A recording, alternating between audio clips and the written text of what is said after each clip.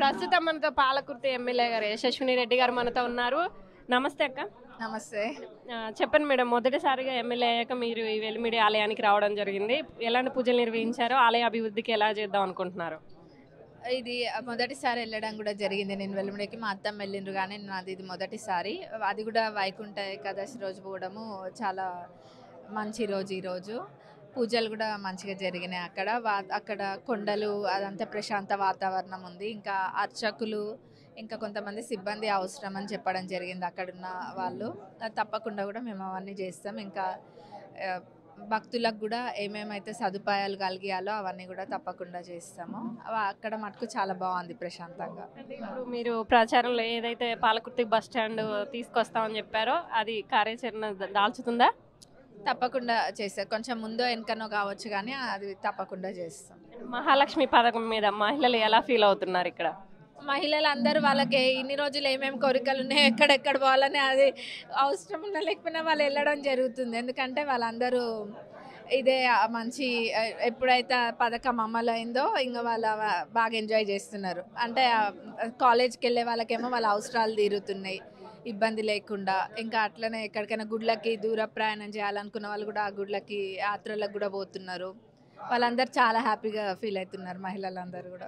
28వ తారీఖు నుంచి కొత్త రేషన్ కార్డులకు అప్లై చేసుకోమని చెప్తున్నారు. దానికి ఎవరైతే అర్హులు అనుకుంటున్నారో ఎలాంటి వారు అప్లై చేసుకోవచ్చు? అర్హులైన వాళ్ళది అది ఆల్రెడీ మనకి ఇన్కమ్ లైన్ అనేది ఒకటి ఉంటుంది కదా, అది బిలో పావర్టీ ఉన్న వాళ్ళకి వాళ్ళు అప్లై చేసుకుంటారు కదా. అన్నీ మేము కూడా లిస్ట్ తెప్పించుకొని అన్నీ వెరిఫై చేసినాకనే అది వాళ్ళ అప్లికేషన్స్ అవన్నీ కూడా చూస్ చేయడం జరుగుతుంది. అలానే రైతు బంధు కూడా ఇంతకుముందు నార్మల్గా పడేది, ఇప్పుడు కొంచెం రూల్స్ అండ్ రెగ్యులేషన్స్ మార్చారు. అలానే పింఛన్ కూడా ఇప్పటి వరకు పడలేదని చెప్పేసి చెప్తున్నారు. దాని మీద మీరేమనుకుంటున్నారు? పడతాయండి. ఇప్పుడు వచ్చిన కొన్ని 2 రోజులలోనే ఆ 2 కూడా అమలు పరిచిండ్రు కదా. అట్లనే ఇది కూడా తప్పకుండా జరుగుతుంది. కొంచెం ముందో వెనకాలను అంటే మరీ ఆలస్యం కూడా ఏం కాదు.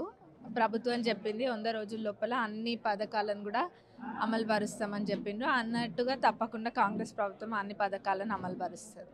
మీరు ప్రచారంలో ఒక అభ్యర్థిగా తిరిగారు అన్ని నియోజకవర్గాలు, ఇప్పుడు ఎమ్మెల్యేగా గెలిచిన తర్వాత తిరుగుతున్నారు. ఎలా అనిపిస్తుంది?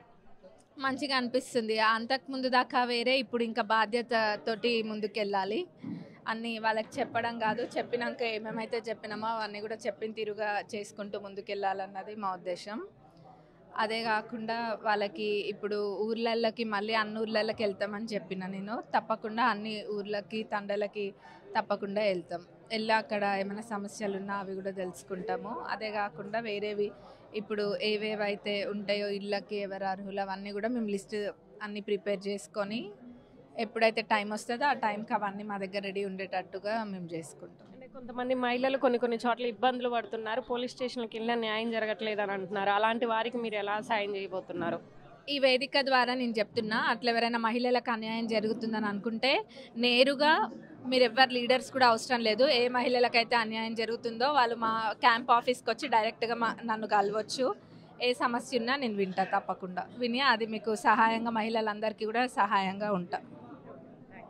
విన్నారు కదా, గెలిచిన తర్వాత మొదటిసారిగా వెలిమిడి రామాలయానికి రావడం అయితే జరిగింది. ఇక్కడ ప్రశాంతంగా ఉంది. అలానే ఇక్కడ అభివృద్ధికి తోడ్పడతాం, అలానే మేము ఏదైతే హామీలు ఇచ్చామో అవన్నీ నెరవేరుస్తాం. అలానే మహిళలు ఎవరైతే ఇబ్బంది పడుతున్నారో వాళ్ళు పోలీస్ స్టేషన్లో ఎక్కడైనా న్యాయం జరగకపోతే వితిన్ సెకండ్స్లో నా దగ్గరకు వస్తే నేను తప్పకుండా రెస్పాండ్ అవుతానని చెప్పడం అయితే జరుగుతుంది.